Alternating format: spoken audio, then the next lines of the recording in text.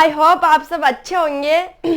आपका स्वागत है हमारी YouTube क्लासेस के अंदर मधुबाला पांचाल में। ठीक है दोस्तों, तो आज हम पढ़ेंगे हमारा दूसरा चैप्टर, जिसके अंदर हम पढ़ेंगे अंडजननी कोशिकाएं। अंडजननी कोशिकाओं के अंदर हम पढ़ रहे थे कि वो लेयर प्रदान कर देती है, फिर उसके बाहर एक जोना पेलिसिडा का निर्माण करती है। इस तरह हमारी जो प्रोसेस थी वो सब स्टार्ट थी। अब हम देखें तो सबसे पहले स्टार्ट करते हैं, यहाँ क्या थी, जैसे ये क्या है, अंडजननी कोशिकाएं थी, कोशिकाएं थी, ठीक है, अंडजननी कोशिकाएं थी। इसके बाहर एक लेयर प्रदान करते हैं, ये एक लेयर का निर्माण करती है, उसे हम कहते हैं जोनो पेलुसिडा। ठीक है दोस्तों, और उसके बाहर ये निर्माण करती है पीठिका कोशिकाओं का।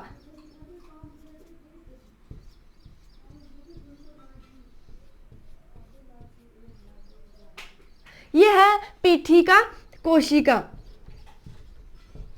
अब इसके आगे हम देखते हैं, यहां तक तो हमने पहले पढ़ लिया था, लेकिन अब ये क्या करेगी, ये पीठिका कोशिकाएं स्तर का निर्माण करती है और ये अंडजननी कोशिकाओं का निर्माण कर लेती है। तो हम अब देखते हैं, जैसे हम अब अर्धसूत्री देखो, एक महिला उसके अंदर एक मादा भ्रूण होता है। मादा भ्रूण 5 महीने का होता है, तब उसके अंदर अंडजननी कोशिकाओं की संख्या होती है 5 मिलियन। ठीक है, और उसके बाद वो जब 6 महीने की हो जाती है, 6 मंथ की वो मादा भ्रूण हो जाती है, तब उसमें संख्या बढ़ जाती है अंडजननी कोशिकाओं की, वो होती है 6 मिलियन। ठीक है, 6 मिलियन हो जाती है। उसके बाद वो 6 मंथ से लेके और उसके जन्म तक वो जो संख्याएं हैं वो धीरे धीरे क्या होती है, कम होती जाती है। तो वो कम होती जाती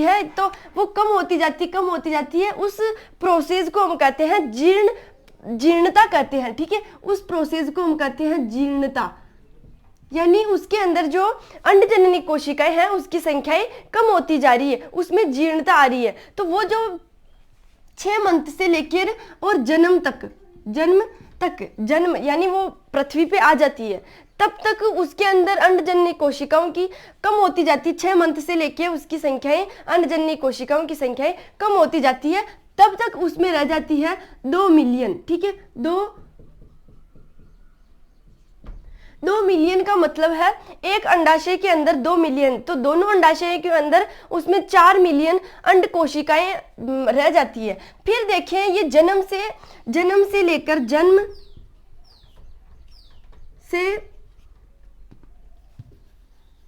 प्यूबर्टी, यानी क्या होता है, यौवन आरंभ तक, यौवन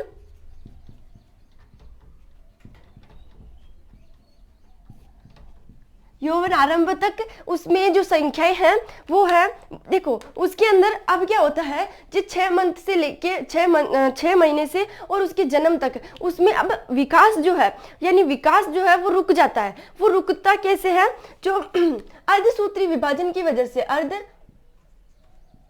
अर्धसूत्री फर्स्ट विभाजन। अर्धसूत्री फर्स्ट के अंदर सबको पता है कि प्रोफेज आती है, मेटाफेज आती है, एनाफेज आती है, टीलोफेज आती है। फिर प्रोफेज जो फर्स्ट है, इसके अंदर अर्धसूत्री फर्स्ट है तो प्रोफेज फर्स्ट होगी। तो प्रोफेज फर्स्ट के अंदर भी प्रोसेस आती है, वो आती है लेप्टोफेजेस, और दूसरी आती है जाइगोटोफेजेस, और तीसरी आती है उसके अंदर पेसेज लेप्टोफेजेस, और फिर आती है लास्ट की डिप्लोफेजेस और डाइक्लोफेजेस। ये सारी फेजेस आती है, जिसके अंदर ये सब जाती है, प्रवेश कर जाती है। ये कोशिकाएं, अंडजननी कोशिकाएं प्रवेश कर जाती है अंड कोशिका। देखो ये प्रोफेज है, प्रोफेज फर्स्ट, और हम देखें प्रोफेज फर्स्ट और मेटाफेज और एनाफेज। ये है मेटाफेज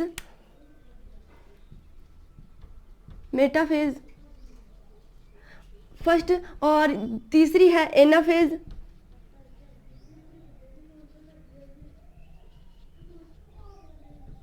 और चौथी है टीलोफेज फर्स्ट। ठीक है, टेलोफेज फर्स्ट।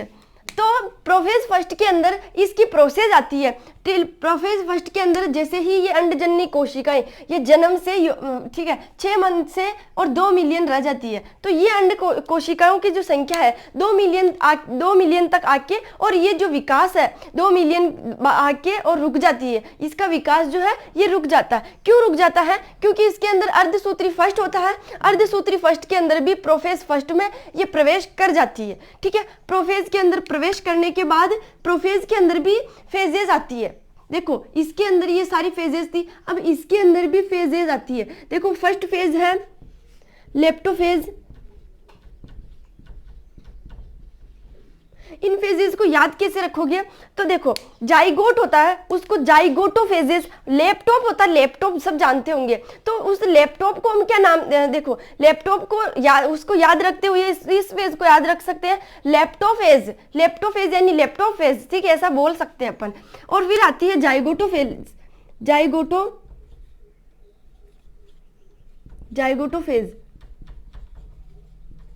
जाइगोटोफेज। और तीसरी आती है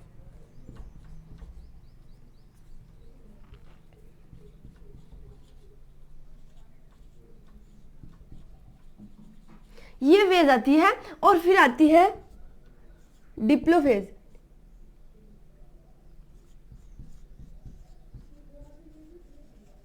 डाइप्लोफेज। तो यहाँ आते ही ये सब प्रोफेज फर्स्ट के अंदर प्रवेश कर जाती है। प्रवेश करने के बाद ये लेप्टोफेज के अंदर जाती है, जाइगोट फेज में जाती है और पेसेज फेज में जाती है और डाइप्लोफेजेज में जाके इसका जो विभाजन है, अर्धसूत्री विभाजन, अंडजननी कोशिकाओं का विकास जो है वो रुक जाता है। वहां रुकने के बाद ये डाइप्लोफेजेज यहाँ रुक जाती है और फिर उस बच्ची का जो है जन्म हो जाता है। ठीक है, जन्म होने के बाद वो जन्म से यौवनारंभ तक ये जो प्रोसेस है ये तक रुकी रहती है। लेकिन ये जो अंडजननी कोशिकाएं हैं यानी ये विभाजन है ये रुकेगा। इसका मतलब है कि ये कोशिकाएं बनेगी नहीं और कम होगी। तो ये विभाजन यहाँ तक रुक जाता है और इन कोशिकाओं की जो संख्या है वो कम होती जाएगी, यानी उसमें जीर्णता आती जाएगी जन्म से यौवनारंभ तक। तो वो जब तक बड़ी नहीं हो जाती, जब तक उसमें प्यूबरिटी नहीं आ जाती, तब तक ये कोशिकाओं की जो संख्या है वो धीरे धीरे कम होती जाती है। देखो कम होती जाती है, जैसे कम हो रही है तो इसके अंदर जब तक वो यौवनारंभ तक मैच्योर जो हो जाती है वो लड़की, जिसके अंदर 13 से 14 वर्ष की उम्र में मतलब उसके जननांग ग्रोथ होने लग जाते हैं, ऐसा है ना। और फिर बाद में 60,000 से और 80,000 तक इनमें अंडजननी कोशिकाओं की संख्या 2 मिलियन से 60 और 80,000 के बीच में इनकी संख्याएं रह जाती है। यहाँ तक समझ आया कि लेप्टोफेजेस के अंदर और जाइगोटोफेजेस और इन फेजेस के अंदर, डाइप्लोफेजेस के अंदर जाते ही ये इसका विभाजन रुक जाता है और ये जो जन्म से लेकर उसका बच्ची का जन्म हो जाता है, जन्म से लेकर यौवनारंभ तक वो 13 से 14 वर्ष की होती है, तब तक उसमें ये विभाजन रुका रहता है। ये जो विकास है ये जो है ये रुकी रहती है। और उनमें जो जन्म ये है मिलियन 2 मिलियन क्या है अंडजननी कोशिकाएं, अंडजननी कोशिकाओं की जो संख्या है वो धीरे धीरे कम होती जाएगी, यानी उसमें आएगी जीर्णता आती रहेगी। जीर्णता, पुट्टी का जीर्णता कहते हैं इसको हम कहते हैं पुट्टी का जीर्णता। पुट्टी का जीर्णता यानी 60,000 से 80,000 तक इनकी संख्याएं रह जाती है। ठीक है, अब हम मिटा देते हैं इसको।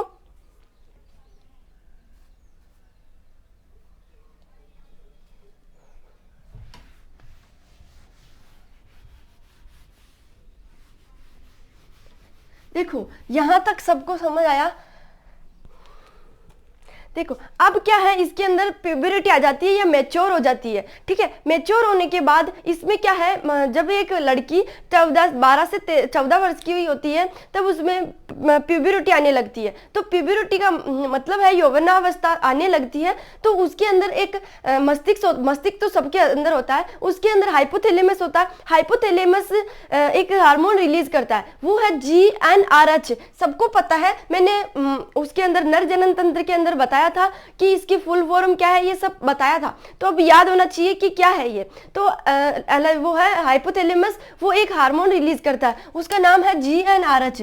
GN और RH ये हार्मोन आगे जाकर दो हार्मोन का रिलीज करता है, एक है LH और एक है FSH। FSH। तो ये FSH जो है ये क्या करता है,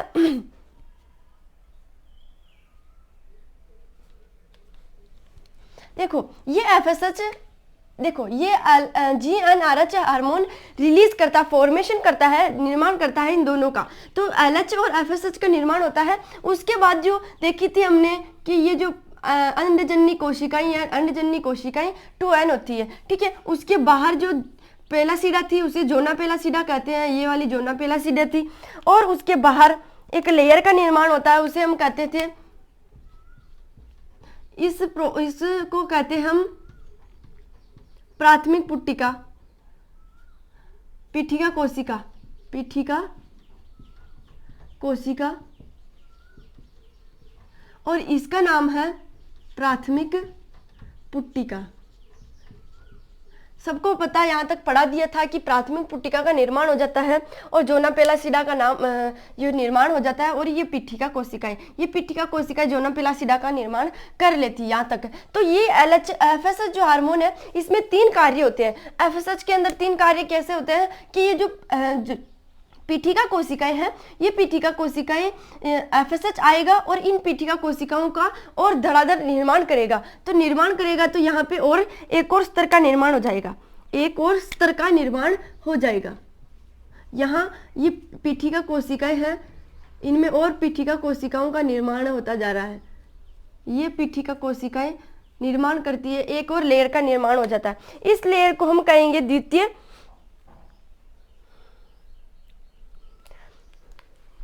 ठीक है। ये मतलब ये जो पीठिका कोशिकाएं एक स्तर बना लेती है, इस पीठिका कोशिका के दूसरे स्तर को यानी दूसरी संरचना जो बनाती है, ये FSH इस पीठिका कोशिकाओं को प्रेरित करता है। प्रेरित करने के बाद ये एक और क्या बनाता है, और पीठिका कोशिका का निर्माण करता है। इस संरचना को नाम देते हैं, ओनली फॉर इस लेयर को नाम देते हैं द्वितीय पुट्टिका, द्वितीय पुट्टिका, द्वितीय पुट्टिका इसका नाम देते हैं, द्वितीय पुट्टिका का नाम देते हैं, द्वितीय पुट्टिका का नाम देते हैं। फिर ये FSH एक और काम करेगा, जिससे क्या होगा, देखो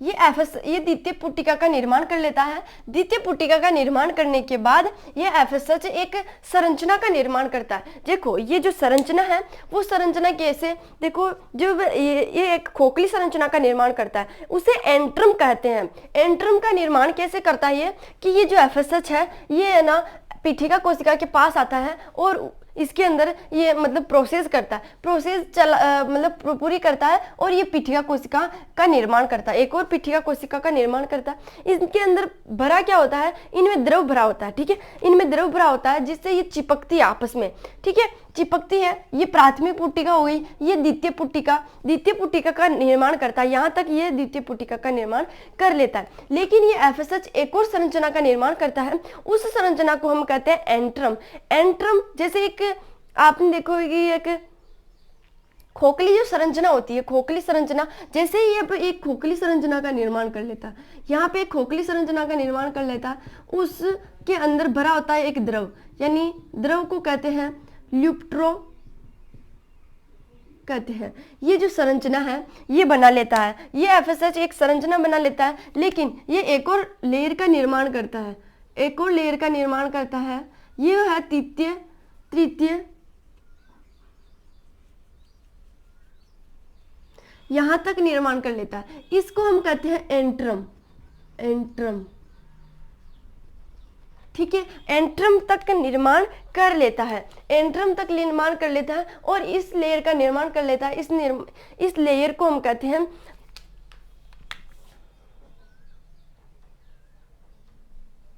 ग्राफियन पुट्टिका। ठीक है दोस्तों, यहां तक समझ आया बच्चों कि ये यहां तक निर्माण कर लेता है। फिर अब आगे देखेंगे हम, यहाँ तक आज के लिए यहाँ तक कि एंट्रम तक निर्माण कर लेता है, उसके आगे की प्रोसेस हम कल पढ़ेंगे। ठीक है दोस्तों, वीडियो अच्छा लगा हो तो लाइक करना, सब्सक्राइब करना, और हम नेक्स्ट वीडियो में मिलते हैं। ठीक है।